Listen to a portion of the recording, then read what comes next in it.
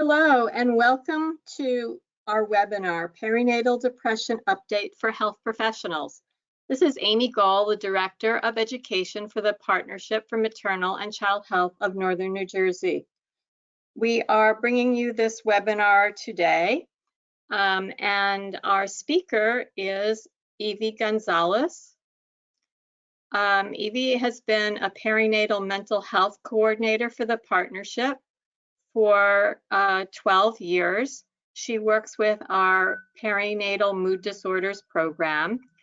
Evie received her bachelor's degree in behavioral science from York College of Pennsylvania and a Master of Social Work degree with distinction from Rutgers University. She has been working in the field of maternal and child health for over 10 years, specifically working with women who are at risk for or suffering from perinatal mood and anxiety disorders. In addition, Evie has provided numerous presentations for clinicians and consumers on the topic of maternal mental health and ways for women to take care of themselves after the birth of a baby. Thank you to Evie for joining us today. Thank you, Amy, for that introduction, and welcome everyone to our webinar, Perinatal Depression Update, Identification, Referral, and Resources.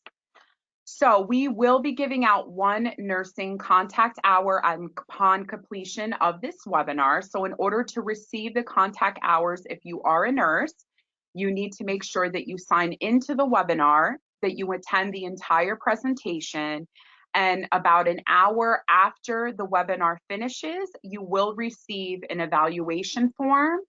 And once that evaluation form is completed, you should receive a certificate of attendance by Thursday, April 2nd.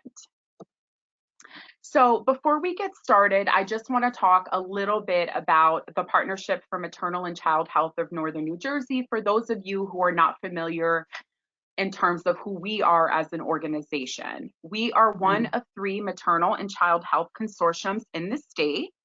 All of the programs that we have are geared towards new moms, women that are pregnant. We have 2 family success centers.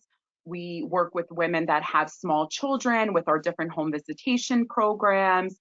So if you are not familiar with who we are, I definitely do encourage you to go and check out our website. So that way you can kind of learn about the services that we provide and how they can best benefit your clients. We have office locations in Newark, Irvington, Secaucus, Dover, and Paterson. And the offices that we have in Irvington and Dover, those are our 2 family success centers. Okay, so this is just a brief overview of what I'm going to be covering over the next hour. I'm going to start by talking a little bit about the legislation when it comes to screening and education for this in the state of New Jersey for postpartum depression. I'm going to briefly talk about what are the different types of perinatal mood and anxiety disorders aside from postpartum depression. I'm going to touch briefly on depression in fathers, which we are seeing such an increase in. I'm going to talk about screening, treatment, and resources, and then just give you some key messages of things that you can say to try to get a good understanding of what exactly is going on with mom on the inside. Okay, so a little history behind the New Jersey postpartum depression screening law. This law started back in 2006 as a result of this woman here. This is Mary Jo Cody, who was the former governor of New Jersey's wife. And she is someone who suffered severely from postpartum depression. And once she got the level of care that she needed and got better, she made it her mission to get a legislation passed for screening and education in the state of New Jersey. So if any of you have given birth since 2006, you might remember prior to being discharged from the hospital, you had to fill out a 10-question tool on how you've been feeling emotionally for the past 7 days, okay? The reason why I like to bring this up and talk about the history is because there are a lot of professionals out there that tend to have the mentality that mental health only affects a certain type of people and a certain class of people. And this right here just proves that that is not the case at all, okay? Anybody can be at risk for depression or anxiety, and depression and anxiety does not pick and choose who it's going to affect. Okay, so there's two pieces to the law. There's the prenatal piece and there's the screening piece. The prenatal piece basically says that anybody, any woman, regardless of where she's going to for her prenatal care, at some point during her pregnancy, there needs to be a discussion about her mental health after she has the baby. The next piece of the law, in terms of the prenatal piece, is that every woman during her pregnancy has to be screened for signs and symptoms of postpartum depression. Now, this is where it gets a little bit tricky because everybody's definition of education is different. You have some prenatal care providers that are great, where they'll either have the OB or the nurse or the social worker that will sit down with mom and have a conversation with her about how she's feeling emotionally and what to expect after the baby's born. And then you have some prenatal care providers that will strictly give mom a brochure, and they consider that to be education. So for those of you who are working with pregnant women, if you see that they are getting close to the end of their pregnancy, I really do encourage you to check in with them and see if their prenatal care provider has had any conversation with them in terms of their emotions and what to expect after they have a baby. The next piece of the law is screening. Okay. And what this slide says is every woman prior to being discharged from the hospital, she needs to be screened for postpartum depression. Now, from my understanding, every hospital in the state of New Jersey is utilizing the Edinburgh Postnatal Depression Scale, which I do have a copy that I will show you later when we get into the screening part of the webinar. But everyone is using the Edinburgh Postnatal Depression Scale. However, what is deemed a positive score really does vary from hospital to hospital. There are some hospitals that use a score of 10. There are some hospitals that use a score of 11, and there's some hospitals that will use a score of 12. I will say that the majority are using a score of 10. Also, prior to being discharged from the hospital, new mothers and fathers and other family members should be provided with information about postpartum depression, just because of the fact that sometimes family members and friends, they're the ones that notice the change in mom before mom does herself. So it's very crucial that she's able to get this information as well. And then after mom is home from the hospital, her OB provider should be screening her for postpartum depression upon her first postnatal checkup visit. Okay, so now what we're going to do is we're going to talk a little bit about the perinatal mood and anxiety disorders. Now, I'm just going to touch upon these briefly because I do want to mainly focus on postpartum depression. But the one thing that I do want to say is that our program does a lot of continuing education, and a lot of times we focus specifically on one of these perinatal mood and anxiety disorders, or we focus specifically on a population, and how they deal with these perinatal mood and anxiety disorders. So once again, I do encourage you to visit our website and sign up for our professional education newsletter so that way you can be kept abreast of all of the professional education that's being done, especially when it comes to this topic. Okay, so I want to start off by saying that these disorders can affect people at any time during their lives. However, there is a marked increase in prevalence of these disorders during pregnancy and the postpartum period. Okay, so the first PMAD that we're going to talk about is maternity blues, which is better known as baby blues. With baby blues, it usually will go away on its own by the end of the second week, okay? So it's actually more common after a mom has a baby for her to be experiencing some sort of anxiety or sadness after the baby, after she has the baby. It's not that motherhood myth that we see on TV that motherhood is rainbows and butterflies and everything goes well and breastfeeding goes so well. It's actually more normal. 80% of women actually experience baby blues within those first 2 weeks after they have their baby. Usually they don't need any sort of intervention or treatment. They may just need a little bit more coddling from family and friends, a little bit more help. But usually once she gets into her 3rd week postpartum, it does start to go away on its own. Now, with that being said, it doesn't necessarily mean that mom is not going to have any more bad days. The truth of the matter is, I'm 36 years old and my mom still has bad days with me. Okay. That's just how it is as being a parent. But what I ask my clients is, out of a 7-day week, how many of those days are you feeling relatively okay? And how many of those days would you say that you're feeling very anxious and feeling very sad the majority of the day? If mom says to me, oh, I only have 1 or 2 bad days, then I'm not concerned. But if she does reveal to me that she's having about 4 or 5, then I am a little bit concerned. And there is the possibility that it could be postpartum depression. Okay.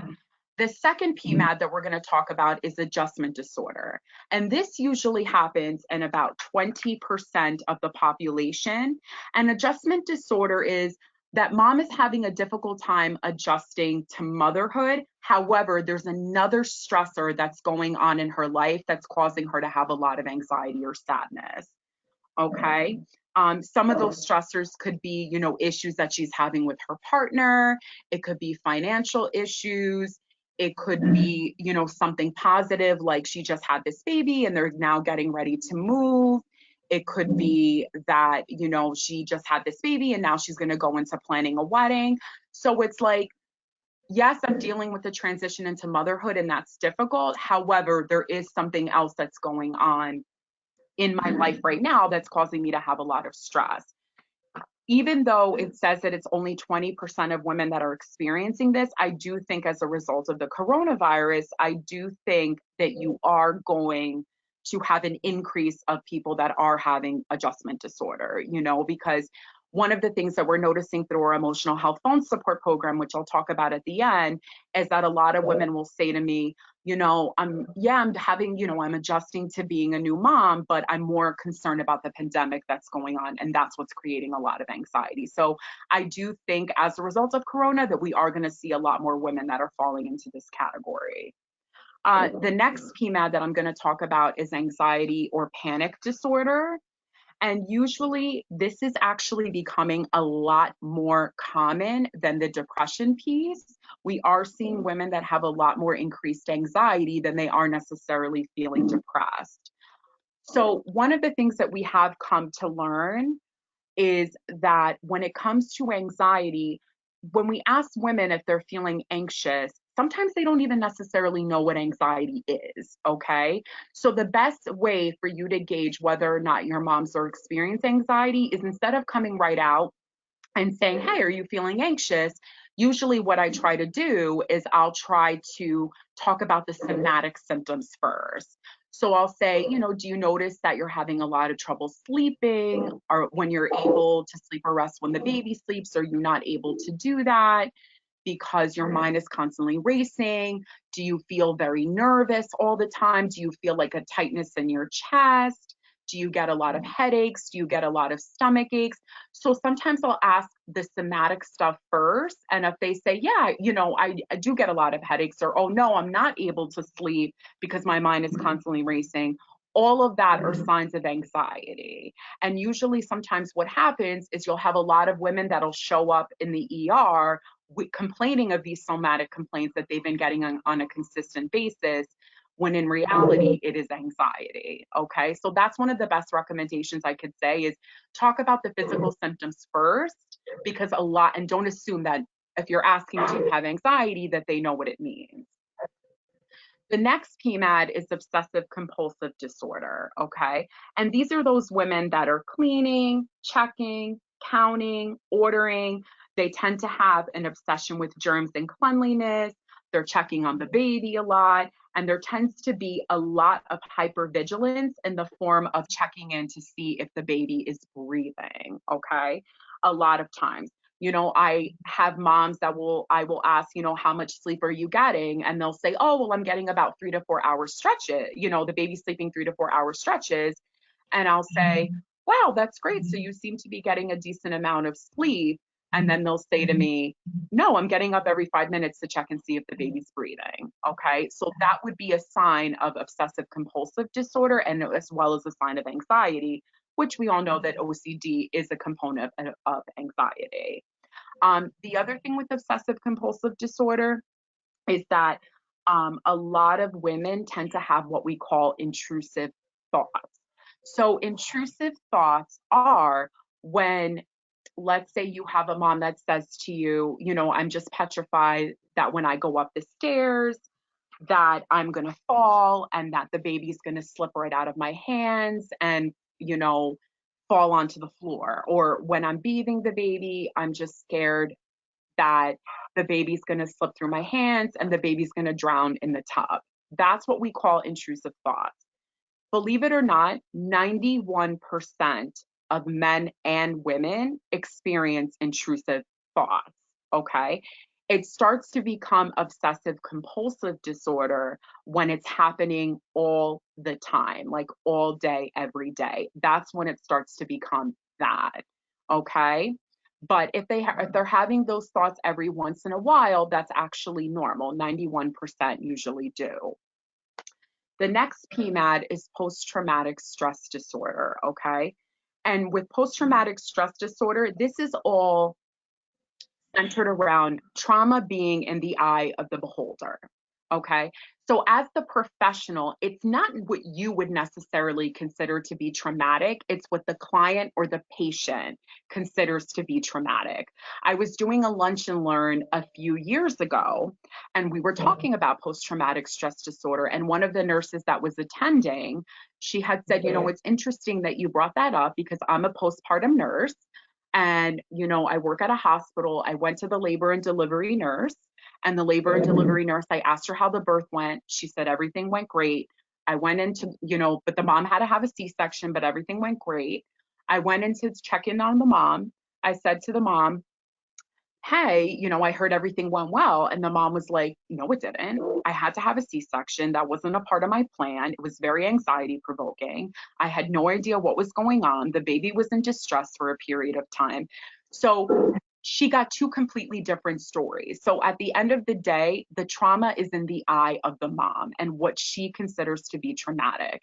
And if you're nurses or medical staff that are working in a hospital, even though it may be your 100th birth that you've worked with, you have to always remember that this is mom's either first time, second time, or third time, or fourth time, or etc.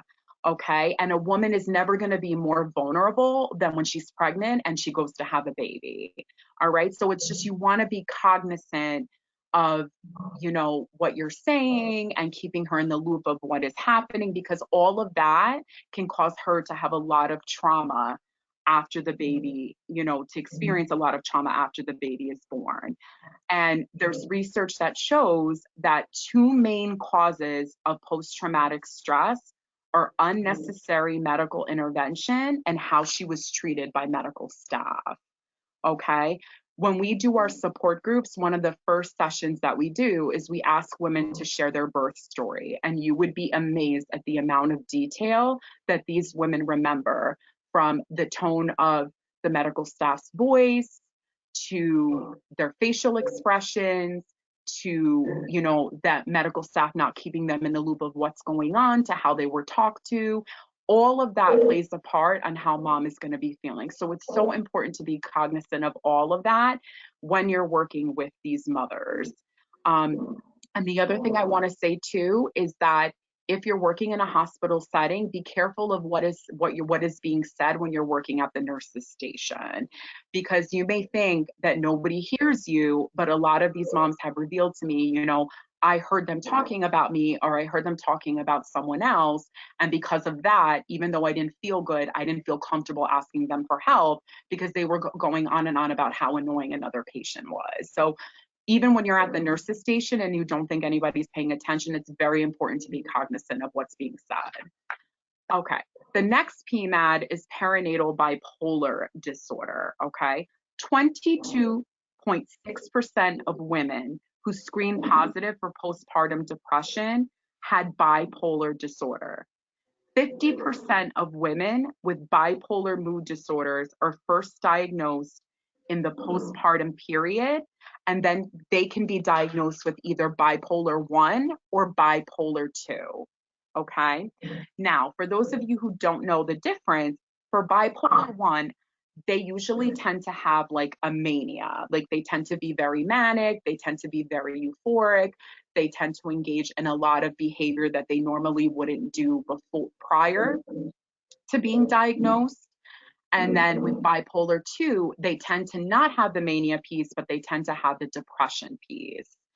The other thing that I want to say, which is now going to lead me to postpartum psychosis, is that if you do have a mental health history of your client and your client does disclose to you that they were diagnosed with bipolar disorder, that is going to put them at greater risk for postpartum psychosis. So it's very important that if you know that when you do your initial visits or you're meeting with the client and you see that it's about 2 weeks with right after they had that baby, that you do kind of check in to see how they're doing, because women with a history of bipolar disorder definitely is going to put them more at risk for psychosis. Now, postpartum psychosis is always the PMAD that worries people the most, and it's actually the one that tends to happen the least often, okay? Postpartum psychosis happens in about 0.2% of the population. So it doesn't happen often, but it definitely does happen. Usually with postpartum psychosis, women will start to show signs right away, usually within 2 weeks after them having the baby. And the signs are that they tend to have a lot of delusions, they tend to have a lot of hallucinations, and all the delusions and hallucinations that they're experiencing are usually centered around the baby and tend to have a religious tone to them. Now, with someone who's psychotic, because I get this question a lot from professionals, they go, well, how do I know they're not faking it? How do I know that they really do have psychosis, but when I'm doing a visit with them, they're faking it and they're fine. When someone is psychotic, they are completely out of touch with reality. So that means that whatever they're seeing or hearing, they think that that's what you're seeing and hearing too. So it's very difficult for them to be able to fake that, okay? They would not be able to do that. Usually, if you do happen to come across someone who's suffering from postpartum psychosis, what you're going to want to do is you're going to want to reach out to your psychiatric emergency screening service, also known as the PES unit. Every county in the state of New Jersey has a primary screening center. The information is very easy to find. You just have to Google primary screening center and then your county, okay? And it should pop up right away. What you would do is you would give them a call, and then it's their job to come out to the client's home to check and see if they need to be inpatient. Chances are, if they are suffering from psychosis, chances are they are going to have to be inpatient for a period of time, get on medication, get on therapy. And that's usually what the course of treatment is. Now, there are a lot of professionals out there who are not aware of obsessive compulsive disorder, okay, postpartum obsessive compulsive disorder. So I have had clients that have went in for treatment and have disclosed these intrusive thoughts to their therapist, and their therapist, not knowing about postpartum OCD, will diagnose them as with postpartum psychosis when it's two completely different disorders, okay? So I want to make this distinction. Postpartum OCD, mom is not out of touch with reality. Postpartum psychosis, mom is out of touch with reality. A professional that I was speaking to, she said, the best thing that I tell my clients is if you can Google what is postpartum psychosis, you don't have postpartum psychosis, okay? So again, postpartum OCD means you're in touch with reality, and the fact that mom is concerned about those thoughts is actually a great sign. Postpartum psychosis, mom is out of touch with reality, okay? Okay, so for the remainder of the presentation, I am going to focus on postpartum depression and postpartum anxiety because, like I said, out of all the PMADs, those are the two that are probably the most common. So when it comes to postpartum depression and postpartum anxiety, the truth of the matter is that the course of intervention is just going to vary from woman to woman. It really has to do with the level of anxiety and depression that she is experiencing. There are some women that just may need to go to therapy. There's some women that may need to go to therapy and go to a group. And there's some women that may need to go to therapy, go to a group, and then be put on medication. It really has to deal with the severity of what they're feeling. A woman can start to show signs of postpartum depression and postpartum anxiety beginning as early as the last trimester of her pregnancy, right up until that baby reaches the age of 1. So it's very important that if you're working with clients during that time period, that you're constantly checking in to see how they're feeling, especially if you're working with them during their pregnancy. Okay, once they hit that last trimester, I mean, that's a great opportunity for you to kind of check in and see like, oh, so, now that we're getting close to the end, how are you feeling? Have you noticed any changes in how you were feeling before, etc. The other thing that I want to say is there is research that shows that women tend to stop breastfeeding within that 3 to 4 month postpartum mark. And that's when women will start to show signs of postpartum depression because of that hormonal change after they stop breastfeeding. So if you are meeting with the mom and she does disclose to you that she stopped breastfeeding, again, that's another great opportunity for you to check in and see how she's feeling. Meet her where she's at and just check in and say, listen, like, have you noticed a change in how you've been feeling emotionally? How are you feeling about the fact that you stopped breastfeeding? How did you come to that decision? Was that an easy decision for you to make? Because every woman is different. There's some women that I meet that are completely fine. And then there's some women that are distraught about the fact that they had to stop breastfeeding. So it's important to, if you have a client that does disclose that to you, that you do check in with them and kind of see how they perceive it and see how they're feeling. More than 400,000 infants are born to mothers who are depressed, what makes it the most underdiagnosed obstetric complication in America. Okay, whenever I say that statistic, people are always surprised because they don't realize, like, really that it's such an underdiagnosed thing. 1 in 7 women will experience a perinatal mood or anxiety disorder, and 1 in 10 fathers will experience a perinatal mood or anxiety disorder. So if you look at those numbers, there really isn't that great of a difference between men and women. And if you think about it, how many times have you heard people talk about paternal depression? What resources are out there for dads that are suffering from postpartum depression? It's something that's now starting to be talked about a little bit more. But at the end of the day, there really isn't a lot of resources out for dads who are suffering. So I'm going to touch a little bit about it because dads and depression is definitely something that I am getting passionate about more than ever. 9.2% of fathers experience depression when their partner is pregnant. If mom is dealing with postpartum depression and postpartum anxiety herself, that is going to increase dad's chances of having depression and anxiety as well. Now, when it comes to depression in men and depression in women, it's going to show very differently. So that's what we call masked male depression. So usually what happens is rather than men feeling sad, they sometimes tend to self-medicate a lot more. So you'll see men that'll be using substances more than they have in the past. They're more likely to be irritable, aggressive. Sometimes they can be hostile when they're feeling depressed.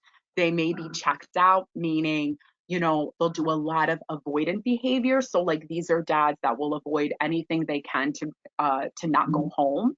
They'll go to the gym, they'll volunteer to work late, they'll want to meet up with their buddies to have a drink. They basically will do everything they can to avoid going home. So what happens is the mom perceives that as, well, he's not stepping up or he's not helping me and he's not being a great father. So when I have a mom that says that to me and tells me that, dad is engaging in this kind of behavior, that is an opportunity that I tell her, well, have you ever thought about checking in with him to deal with how he's transitioning into fatherhood? How has this been for him?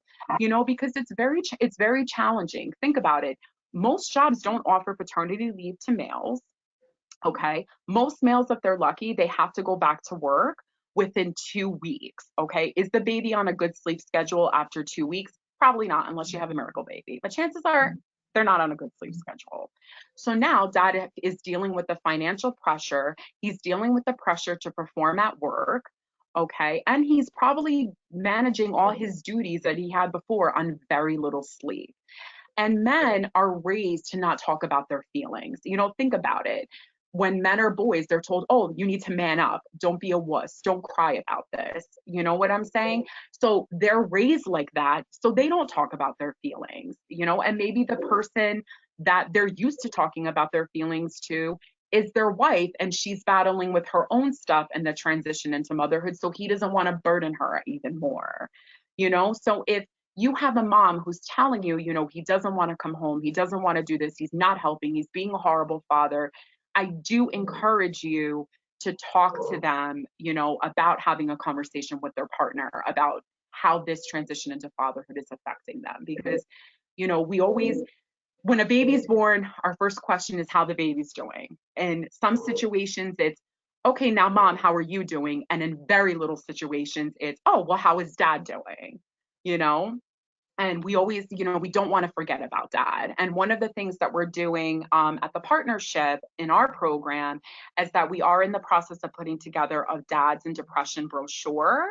And we are going to have a lot of resources that we were able to find for fathers.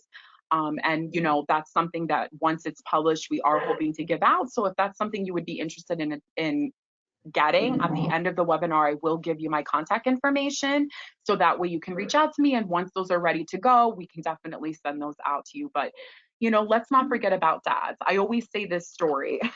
I had, a friend of mine who was pregnant and had a gender reveal to find out what she was having. And it was like, there were a bunch of us there. It was like 15 of us. And we opened the cupcake and we found out that it was a boy, and everybody jumped up and screamed and ran to the mom, and there's the dad standing in the kitchen and nobody ran to him, and again, that, this is an exciting time for fathers too, and dads also have the right to deal with their feelings and be validated in their feelings. So let's just not forget about that. That's the most important thing.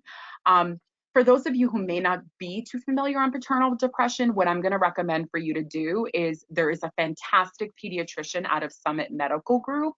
His name is Dr. Daniel Singley, and he speaks very openly about his experience with postpartum depression after the birth of his 2 kids. And you can definitely Google him. It's on YouTube. I've heard him speak on several occasions. He's amazing. So, if you ever get an opportunity to hear him speak, I do encourage you to do that. If not, you can absolutely look him up on YouTube because he's very open about his story, and it kind of give you a better depiction of, what men go through after they have a baby. Okay, so these are the different resources that we were able to find for fathers. I do think as time goes on, eventually there will be, more services open for dads, because this is starting to come out of like not being something taboo. So, but these are the resources that we were able to find so far. The first resource, which is postpartum.net, this is through an organization that's called Postpartum Support International. If you have not heard of them, I do encourage you to check out their site. They're very involved. They're throughout the entire country. They do a lot of work centered around perinatal mood and anxiety disorders. But what's great about this resource is every Monday, they have someone who does a dad's online group. He does it one Monday a month. And the person who runs it, his name is Dr. Daniel Singley. He's out of San Diego, and he is amazing. He's another one that I do encourage you to check out. He has a lot of expertise in paternal depression, and he is just wonderful. I've heard him speak several times. He's great. And again, if he happens to come down this way, I do encourage you to go and hear him speak, because paternal depression is definitely his area of expertise, and he's just a great resource. He also created the resource Padre Cadre, which is a social networking site for dads. So I do encourage you to go and check that out as well. You can Google it and kind of learn a little bit about it and, pass it along to your clients. Okay. So these are some of the risk factors. So these is what's going to put a woman more at risk for postpartum depression when compared to the general population. Now, for the interest of time, I don't want to get into all of these, but there are definitely a few that I really would like to highlight. The first one definitely is lack of social support. Lack of social support is probably one of the biggest ones that I've seen, especially in the undocumented population, because you think about it, they're here in this country alone. They don't really have friends or family that are in the area. They don't have any friends or family that are able to help them with the baby and for them to be able to get a break. So lack of social support is a huge one that I have seen in the undocumented population, which is why, me and the rest of my team, we really do encourage this specific population, especially to go to these new mom support groups, because it's a great way for them to get out of the house. And it's a great way for them to be able to meet other women from the community and kind of form a support system that way. So that's so important. Another one is marital satisfaction relationship, with the quality of the relationship between mom and her partner. That's definitely a huge risk factor, especially if it's an intimate partner violence relationship. That's going to be a huge risk factor. Obstetrical complications, I'm talking about if mom had an unexpected C-section. There's research that shows that that is a huge risk factor for postpartum depression.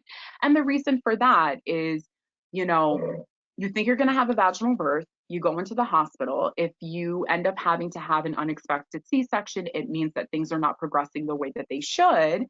Mom didn't plan for it. So now she is dealing with the fact that she has to have the C-section and that this is not what she planned for. The recuperation is different. Now she has to be in the hospital longer. So definitely unexpected C-section is a huge risk factor.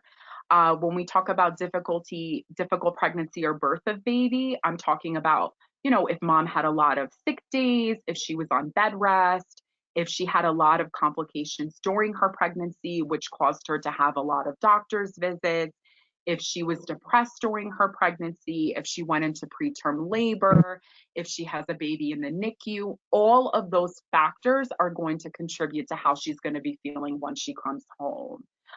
History of trauma, that's a huge one, because there's research that shows that the birthing process tends to re-traumatize women, because it mimics that loss of power and control that they experienced when they were dealing with that trauma. So definitely history of trauma. And then if mom has a previous fetal demise, miscarriage, or stillbirth, this is something that I see when we get clients for a phone support program that are pregnant. I notice that they tend to be very anxious. And then once they pass the gestational age of the loss that they had, then their anxiety tends to decrease a little bit. So that's something that we've seen as well. With infertility, about 10% of women experience infertility. And, if you've ever worked with someone who had infertility issues and had to go through treatment, it can be very taxing on mom, and that definitely will affect how she's, in certain situations, how she's feeling emotionally after she has the baby. And then last but not least is military families. A lot of times the husband may not be home for the birth of the baby. So mom is kind of doing this by herself. She's not surrounded by family. She's not surrounded by friends. She has a lack of support. She does sometimes, with military families, they don't have that foundation of friends because they're constantly moving. And if dad or, partner is deployed, they're kind of mimicking what it is to be a single parent, because they don't have that help that they would normally have if their partner was here. So that too would also be a great risk factor for them. The other thing that I wanted to point out too that's not on the slides is because I was reading an article this morning on African Americans and Latina women who are dealing with postpartum depression. And they were saying for African American women, a huge risk factor for postpartum depression is financial stressors. And for Latina mothers, it's the lack of support that they get from the father of the baby. Those are the two biggest risk factors for postpartum depressions with those specific populations. Okay, so these are factors that don't contribute to postpartum depression. One is level of education. You know, through our emotional health phone support program, we work with clients from all different types of educational backgrounds. And the truth of the matter is, I've seen women that are very highly, educated, and I've seen women that are not. And at the end of the day, both of them could be suffering from severe levels of postpartum depression. So level of education really has nothing to do with it. Number of children, excluding the birth of multiples, because it really has to do with whether or not you can financially support the kids. Length of relationship with partner, that's not a factor. It really has to do with the quality of the relationship between mom and her partner. And gender of the child, depending on the culture of the family. I recently did go to a training session that was led by someone from the South Asian community. And she did say that in that community, depending on the family, if mom has a girl first before a boy, that can cause her to go into postpartum depression. So it really has to do with the culture of the family, and all of that. Okay, so these are the different symptoms of postpartum depression. The symptoms are going to vary from woman to woman. Like mental health in general, it's never black or white. It's always an area of gray. You may have some women that have the first 4 symptoms, and then you may have some women that have the next 4, and that doesn't mean that the first woman doesn't have it. It's really going to vary from woman to woman. And the one thing I will say is a mother's symptoms worsen when the healthcare providers are inattentive to her postpartum concerns. So that actually increases and makes her symptoms worse if she feels like her healthcare provider is not validating how she's feeling or is not listening to the concerns that she's having. Okay, so these are the different symptoms. Diminished interest in or pleasure. Mom doesn't have an interest in things that she used to like to do prior to getting pregnant. One time I had a dad that had called me because he had said that he was concerned about his wife because she was always a runner and she got cleared to start running again and she didn't want to. And he said for him, that was a huge indication that something was not right. Okay, appetite problems or unexplained weight change, sleep problems. Listen, as a new mom is not going to get a lot of sleep. But what I always ask my clients is, are you able to sleep or rest when the baby sleeps? And if you're not, is it because your mind is racing and you're constantly thinking and you're not able to calm your body down? Okay, that's when it becomes a symptom of postpartum depression. Agitation and anxiety. Like I said, anxiety is something that we're seeing a huge increase in.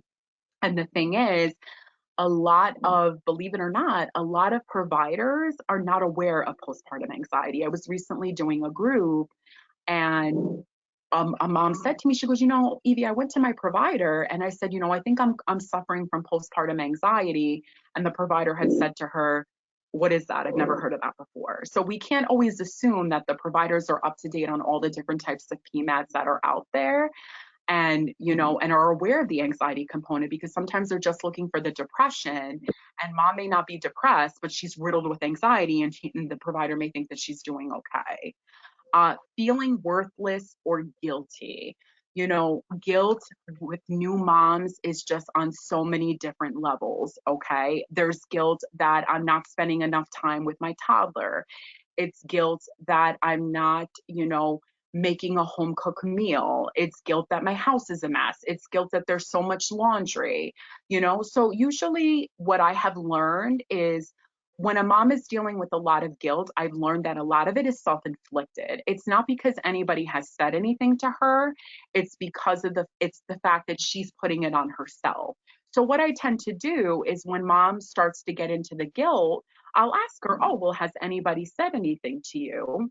And I'll be very honest, 8 times out of 10, she's saying, no, nobody said anything.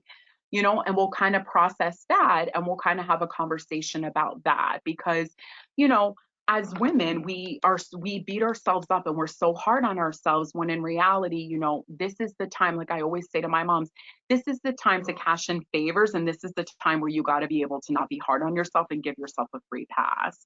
You just had a baby, you were pregnant for 9 months. Like, this is the time that you have to rely on your tribe to kind of help you. And we'll talk a little bit more about that. Suicide or infanticide ideation, feelings of being a bad mother. This is a huge thing. This is what I like to call a trigger question. Sometimes I'll talk to my moms and I'll say to them, so how have you been doing? Oh, I'm doing fine. And I can tell based on their answer, like, or the conversation that we're having, that something's not right. And then I'll ask, do you ever feel like you're going to be a bad mom? And that's when the waterworks will start. And, they'll open up to me. Oh my gosh, Evie, I do. I feel like I don't know what I'm doing. And we have a conversation and we process that. Okay. But yeah, do you ever feel like you're going to be a bad mom? I really do feel is a great question to ask if you do have a mom who's not so open about how she's feeling, but that something's up, And then obsessive tendencies, again, this has to do with the excessive hand washing, intense fear of germs, waking up every hour to make sure that the baby's breathing, not wanting to leave the house, and like I said, a little bit of anxiety or sadness is normal. Okay. Again, everybody has that. However, it's when it's to the point that it's affecting mom's daily living and her quality of life, that's when it becomes a symptom of postpartum depression. Okay. So this is the Edinburgh Postnatal Depression Scale. So this is actually what's used in the hospitals, and this is what's used to screen moms for postpartum depression prior to being discharged. So for those of you who work in a hospital setting or for home visitation or whichever, you may be utilizing this tool. And these are the instructions. So basically, the mother is asked to underline the response that comes closest to how she's been feeling in the past 7 days. She has to complete all 10 items. The important thing that I want to say is that you really want to try to avoid the possibility of someone answering the questions for her, okay? When you give her this, you really want to make sure that it's when nobody else is in the room with her, because if other people are in the room with her, she may not feel comfortable to be honest about how she's feeling. And she, may have her partner come and take the form for her and fill it out for her, because I have heard that's been done. So you really want to try to give it to her when there is nobody around, and she really should try to complete the scale herself unless she has limited English or difficulty reading. The great thing about the Edinburgh is it does come in 35 different languages. So if you Google like Edinburgh and let's say Urdu, because in North Jersey we do have a lot of people that speak Urdu, you would be able to find it in that language and print it out and give it to her so she could fill it out. If she has a problem reading, then I would encourage you as the professional to read the questions for her and have her answer. You do want, screening is something that's great, especially when it's being done, in the hospital or during her pregnancy, because, the quicker you're able to get mom into care, that lowers her chances of having severe depression. So that's why early screening is just so important. And if it's being done in the hospital, mom is able to leave there with a plethora of resources. Okay. Now, screening is something that's great, but it's not always a 100% indicator of what's going to happen once mom goes home. Okay. I have women through our phone support program that score, let's say, a 10, and I call them and they're fine. And then I have women that score, let's say, a 1, and then I call them and they're not doing well at all. Okay. So screening is, something is better than nothing. But again, it's not 100% accurate portrayal of what's going on the inside for a variety of reasons. One is inaccurate self-reporting. Maybe at the time, mom, doesn't feel sad or anxious and she feels great. She has all this help that's going to come for her. She is feeling good.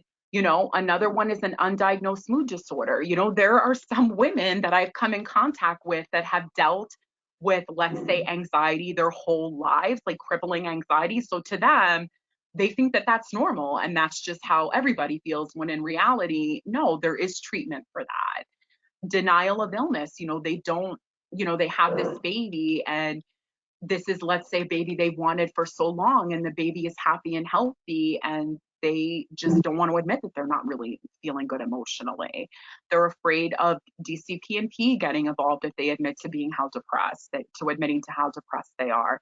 And the truth is, when it comes to DCP&P, honestly, they should not be called unless mom is at risk of hurting herself, hurting the baby, hurting other children or her partner, or her depression is to the point where she's neglecting the baby and the other children. Okay.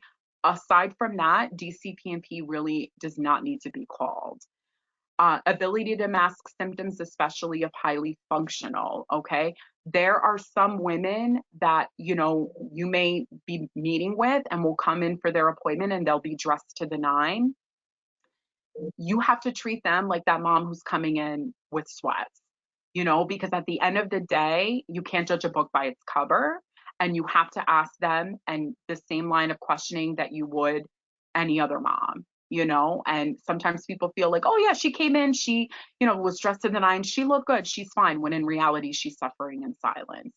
And then there's always that good old motherhood myth that motherhood is supposed to be rainbows and butterflies and you have a healthy baby, why aren't you happy, that you don't want to admit to yourself, let alone other people, that you're not feeling elated. Okay, so speaking to mom about her emotions. So these are just some key questions that I think are very, very important to ask. But I'm going to give you a little tidbit. This is what I call Evie's trifecta of opening up. Okay, Evie's triangle of opening up. Okay, there's three main things that you can do to get a mom to open up about how she's feeling emotionally. And this is my trifecta. One, you got to be empathetic. You have to show mom that empathy. Okay. Don't assume if she's disclosed to other people that she's dealing with sadness and anxiety, that other people are understanding and empathetic to what she's going through. Okay. You may be the only person that is empathetic to her. So that's what I call my part one of my trifecta. The next is validating, validating, validating. You want to validate how she's feeling.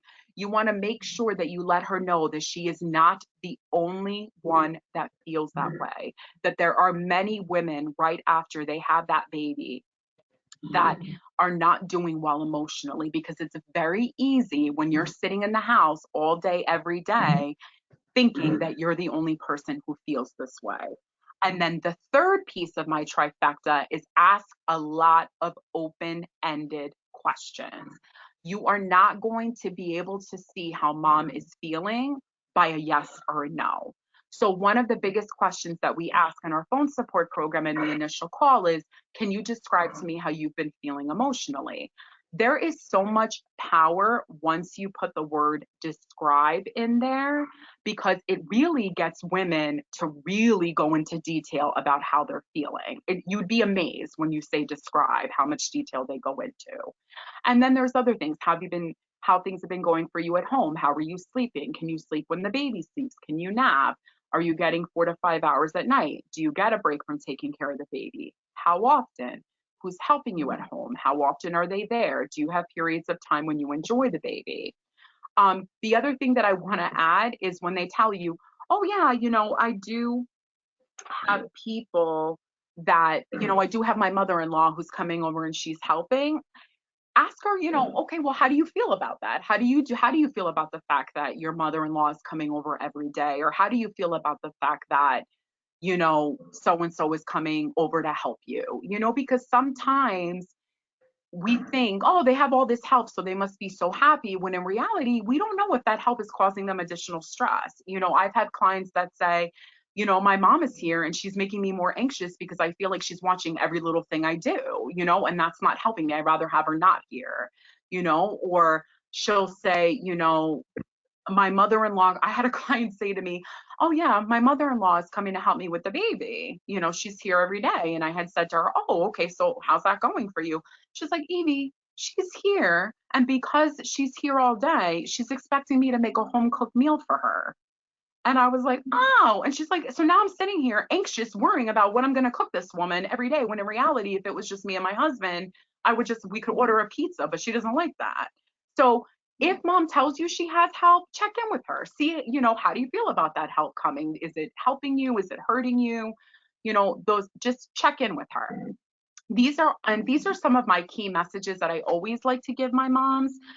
Being a mom is a hard job. A lot of times, mom's partner will go to work and come home and be like, "Oh, please, you have it easy. The baby sleeps the majority of the day and you're home with the baby. You should be fine."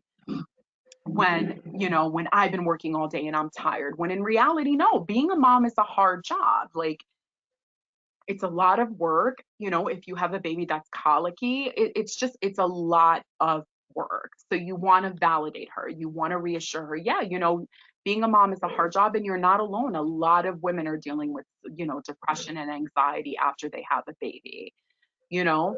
And the most important thing is you really want to let her know that what she's feeling is in fact real, and that it's not just in her head, and that no matter how bad she's feeling, once she gets the level of care she needs, she will eventually start to feel better. And postpartum depression and postpartum anxiety does not last forever. It is 100% treatable once they get the level of care they need.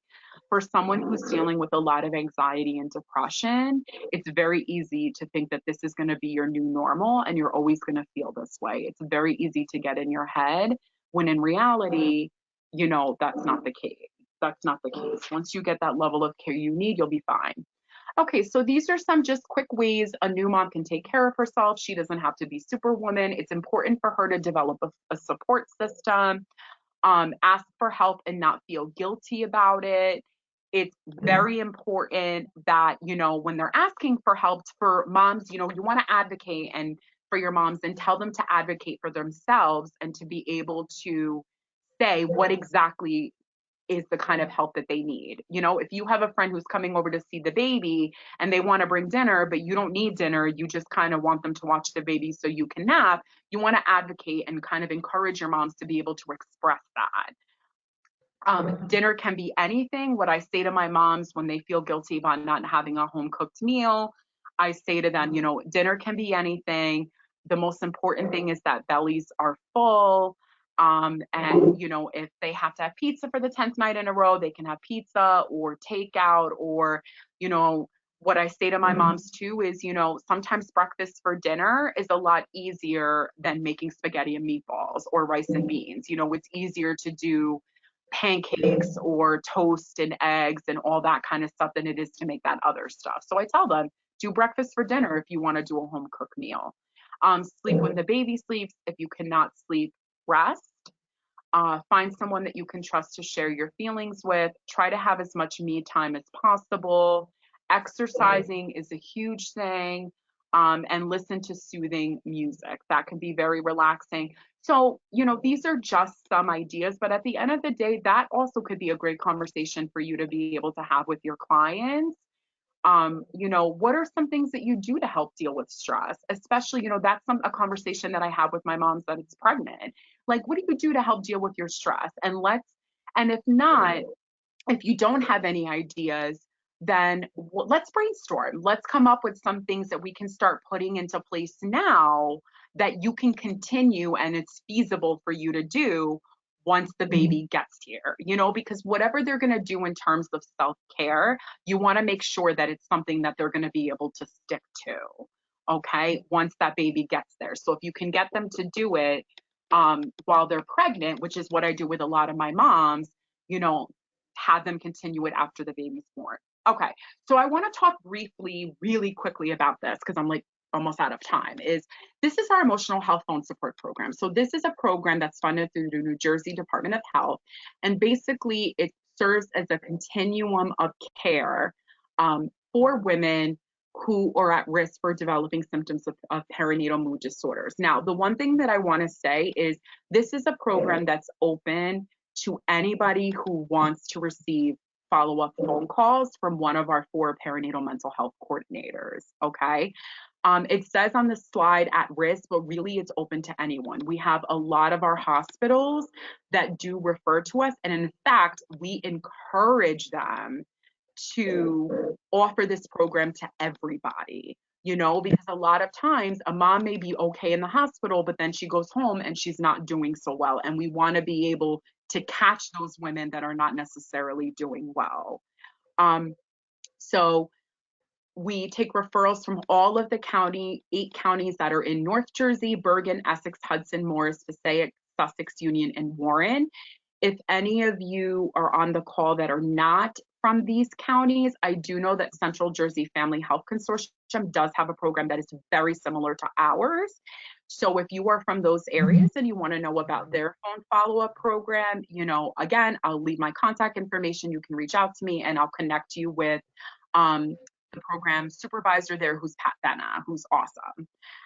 And then the emotional health phone support program is not of a clinical nature, and we do not do any direct mental health counseling. That's so important for you to know. We are not going to be calling clients every week and being on the phone for an hour. You know, it's just strictly to talk to mom, check in with her, and then get her connected to whatever resource she may need. Basically, our referral process is we have a confidential fax line. They come in. Depending on the hospital that mom delivered in or where she lives, will determine who's going to be her perinatal mental health coordinator.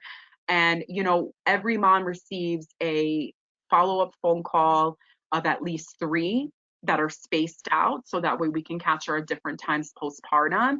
And then if we are not able to get mom on the phone, then what we do is we send her a letter with our contact information, encouraging her to reach out to us. These are the types of referrals that we give. If you're not aware of the Speak Up When You're Down hotline, it's basically a 1-800 number that women can call who are undocumented, who have Medicaid, who don't have insurance, and they can get connected to a mental health provider in the county that they live in and would be able to get up to 12 therapy visits for free. We have a resource book of perinatal mental health therapists, and so the, you know, local mental health community resources. We connect them to support groups, home visitation or parent support programs if needed, and any other community-based program that they need. Head Start, you know, Board of Social Services, whatever it is that they need, we get them connected. These are our 2 consent forms. The one on the right is for someone who suffered from perinatal loss. The one on the left is for anyone who's pregnant or anything else. We are in the process of completely redoing these. So once the new forms are done, we will be sending those out. Speak When You're Down hotline, I talked about that. Okay, so this is our policy when it comes to an emergent or crisis situation.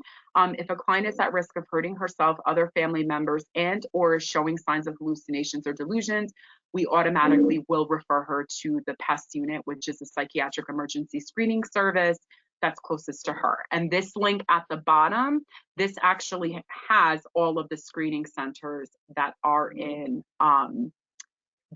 New Jersey. So you can just, you know, put in that link and you would be able to get it, all the screening centers, but you can also Google it as well.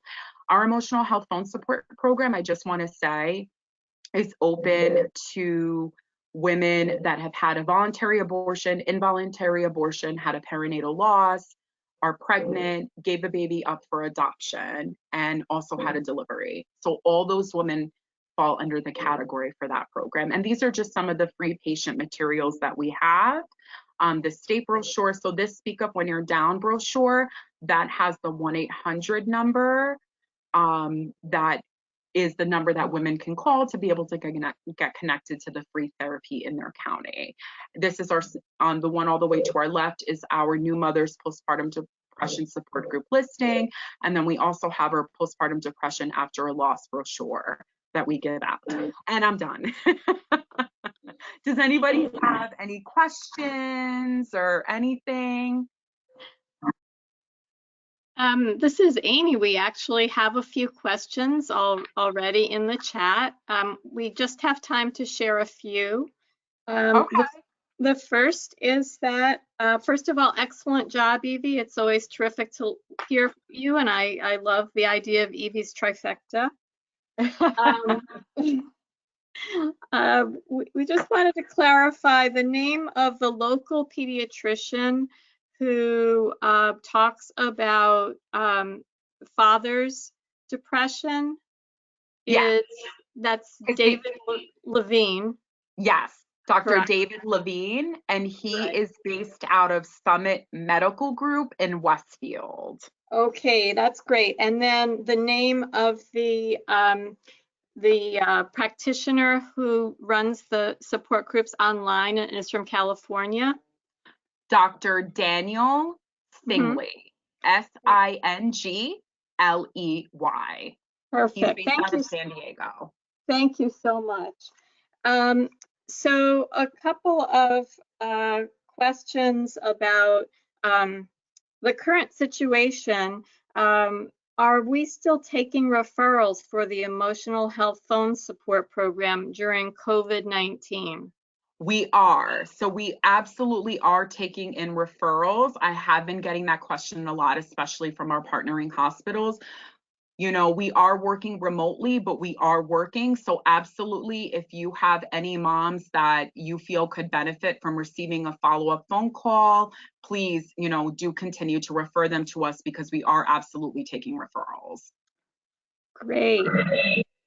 When will in-person support groups be up and running, the ones that the partnership runs? Okay, so the runs that the partnership runs, unfortunately, will probably not be up and running until May. However, we are beginning virtual online support groups that are starting. I want to say next week through Zoom. So there is a group that will be running on Monday from 3 to 4, Tuesday from 1 to 2, which is the one I'll be doing. Then we have a Spanish speaking only group on Wednesdays from 10 to 11, and then another group on Thursdays from 11 to 12. And And how they're all virtual, they're all online, and you can absolutely register. If you are interested in this information, just let me know and I can email you the flyers that has the link for moms to be able to register. That's great. Could you mention your contact information, please? Sure. Okay. So I'm going to give you my number. It's 973 268 2280, and my extension is 154. Okay, Great. and I'm going to also give my email as well. It's Y Gonzalez, GONZALEZ at partnership, M as in Michael, CH.org. Excellent. Thank you so much, Evie, for a great hour and a couple minutes more. We appreciate those of the attendees who've hung in till the end. And I also wanted to give a shout out to Monica Smith, who's running the technical back end of this program. We couldn't be doing this without you. As Evie mentioned at the beginning of the program, for those who are seeking credits or just want to give us some feedback, you will receive within an hour a link to an evaluation. If you could please fill that out, and we will have the certificates of completion sent within the body of an email by April 2nd. Thank you so much for coming to this presentation. The partnership will be giving a series of 1-hour webinars in the next several weeks. Please check out our website, partnershipmch.org, professional education, and you can see there's a tab for virtual education, and we'll have the webinars listed there. Our one next week will be on vaping and e-cigarettes. Hope you can join us. Thank you. Thank you.